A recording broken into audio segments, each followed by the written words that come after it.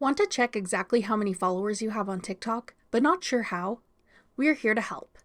I'm Jessica, and in this video, I'll show you how to check your current follower count on TikTok. Now let's get started. To check your follower count on TikTok, open the TikTok app and tap your profile icon in the menu at the bottom. On your profile, you'll be able to see how many followers you currently have.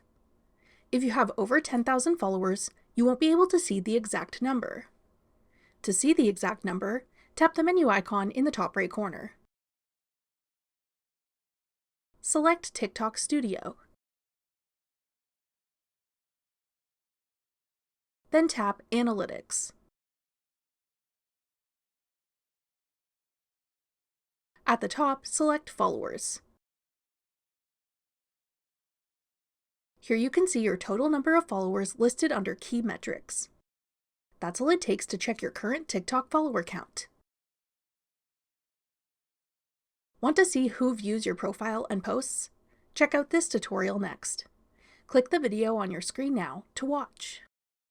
Thanks for watching. If you found this video helpful, we'd love it if you'd hit the like button below and subscribe to our channel. We put out great new tech tutorials like this one every day.